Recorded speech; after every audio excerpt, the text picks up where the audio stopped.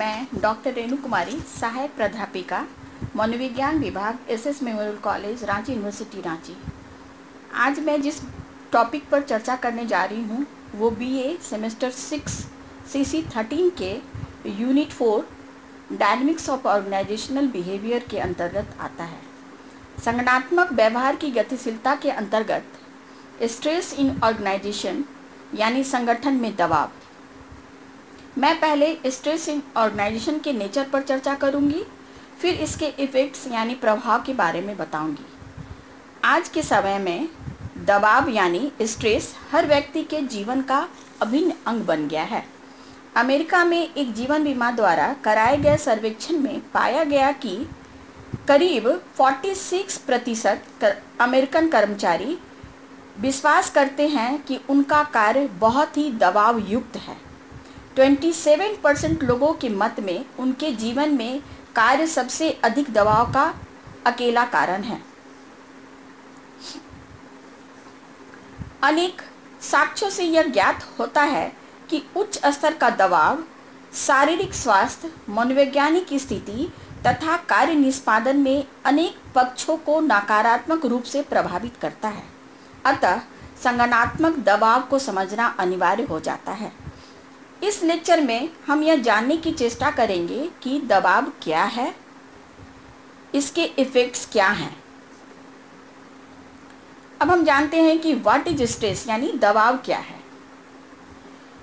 सभी परिस्थितियों में अगर मान लीजिए आपको कहा जाए, आप किसी कंपनी में कार्य कर रहे हैं और आपको कहा जाए कि आपको कार्य मुक्ति से एक दिन पूर्व कार्य से निकाल दिया जाए। आपको पता लगता है कि आपकी कंपनी आपके विभाग को समाप्त कर रही है। अगर आपका अधिकारी आपको बताता है कि इस वर्ष आपकी वेतन वृद्धि नहीं कर रहा है, सभी परिस्थितियों में बाह्य कारक सन्निहित है जो आपसे अति की अपेक्षाएं रखती है। इस प्रकार के उद्दीपकों को दबाव उत्पन्न करने वाले स्ट्रेसर्स कहते हैं। इन्हें औपचारिक रूप में जीवन यापन के दौरान भौतिक या मनोवैज्ञानिक प्रकृति की किसी भी मांग के रूप में परिभाषित किया जा सकता है।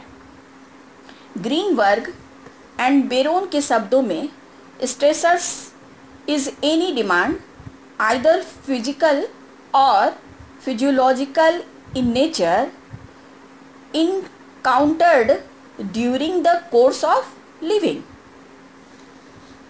जब लोग स्ट्रेसर्स का सामना करते हैं तो उनके शरीर बढ़े हुए हृदय स्पंदन, रक्तचाप और श्वसन क्रिया के माध्यम से क्रिया के लिए क्रियाशील हो जाते हैं। ऐसी स्थिति में उद्दीपन बहुत अधिक बढ़ जाता है तथा अनेक दैहिक परिवर्तन भी होते हैं। यदि दबाव उत्पन्न करने वाली स्थितियां बनी रहती हैं तो शारीरिक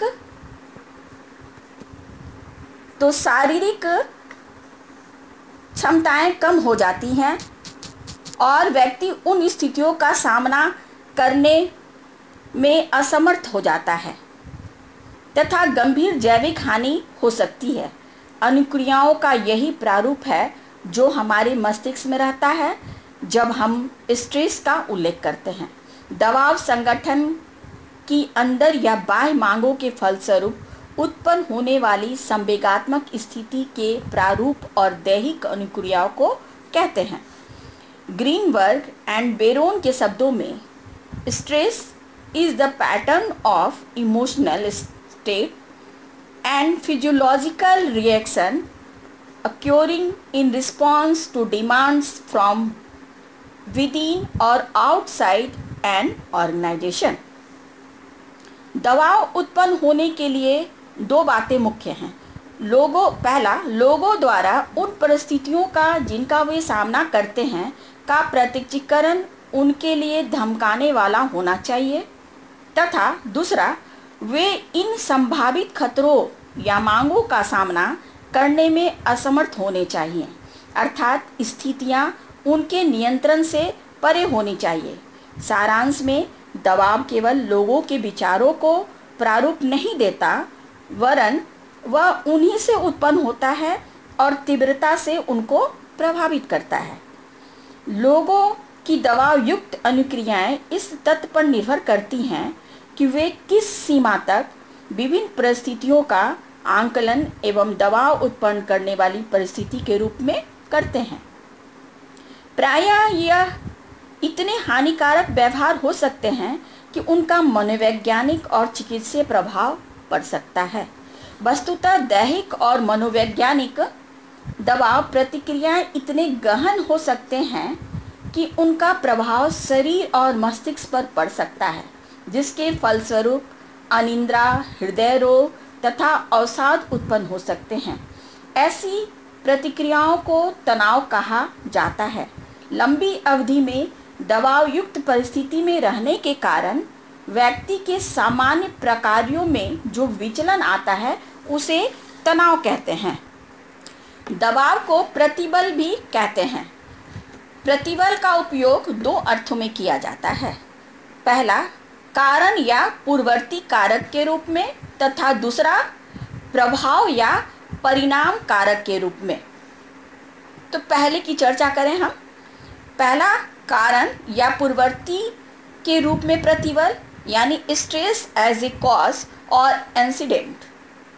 प्रतिबल का उपयोग कारण या पूर्ववर्ती कारक के रूप में किया जाता है। इस अर्थ में प्रतिबल को तनाव, चिंता या द्वंद्व यानी टेंशन, एंजाइटी, कॉन्फ्लिक्ट का कारण माना जाता है। रेवर तथा रेवर ने इस अर्थ में इसकी परिभाषा देते हुए कहा है कि प्रतिबल भौतिक, मनोवैज्ञानिक तथा सामाजिक शक्तियों तथा दबावों के रूप में व्यक्ति में चिंता, तनाव या द्वंद्व उत्पन्न करने का एक सबल स्रोत है। अब दूसरा है प्रभाव या परिणाम के रूप में। अब इसे हम देखें, स्ट्रेस एज इफेक्ट और कॉन्सिक्वेंस।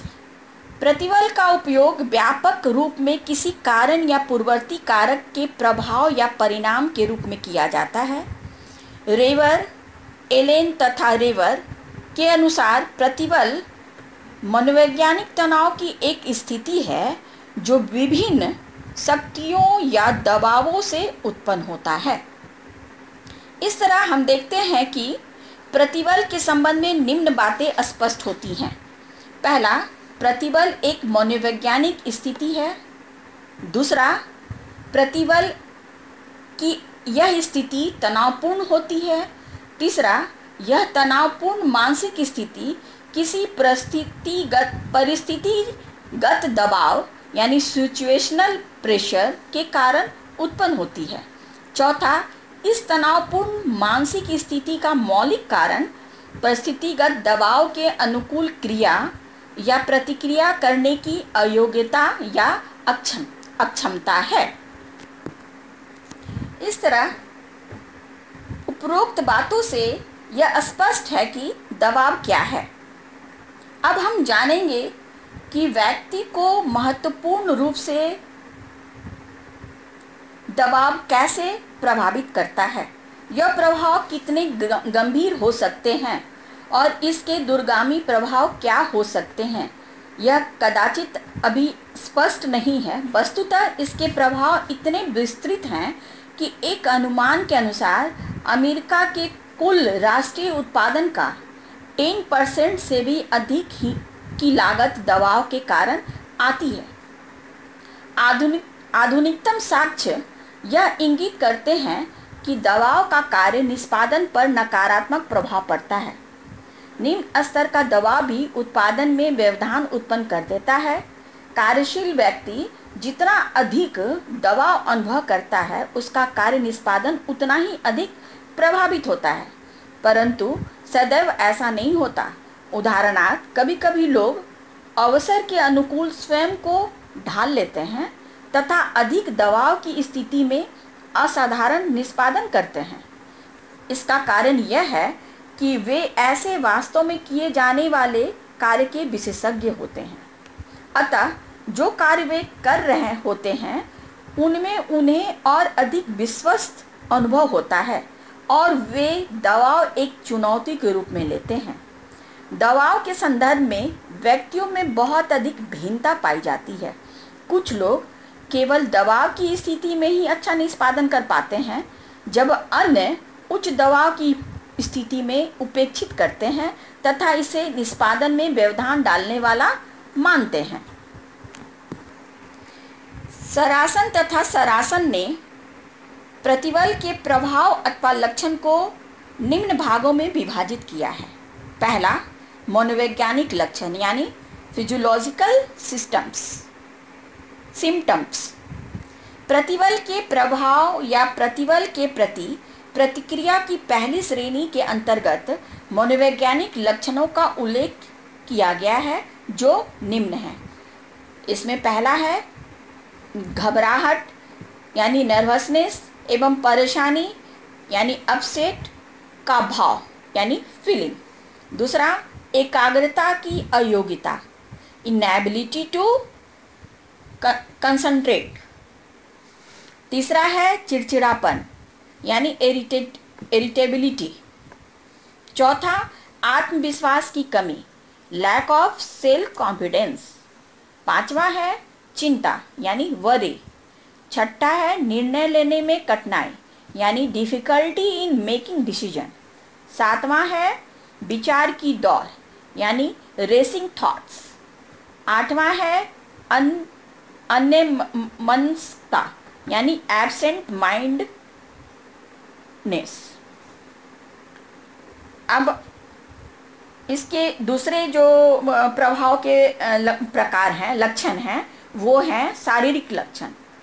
प्रतिबल के प्रभाव अथवा लक्षण को शारीरिक प्रतिक्रियाओं के रूप में देखा जा सकता है। इसमें पहला है तीव्र नाड़ी यानी रैपिड पल्स। दूसरा है धड़कता दिल यानी पॉन्डिंग हार्ट। तीसरा, बढ़ा हुआ श्वसन यानी इंक्रीज्ड रिस्पिरेशन। चौथा है बाहु तथा पांव की पेशियों का तनाव, tension of arm and leg muscles. पांचवा है श्वास का लघु होना यानी शॉर्टेनिंग ऑफ ब्रीथ। छठा है दांतों की किरकिराहट यानी ग्रिटनिंग ऑफ टीथ। अब तीसरा जो प्रभाव है व्यवहार परक लक्षण। व्यवहार परक लक्षण प्रतिबल के प्रभाव के रूप में निम्न है।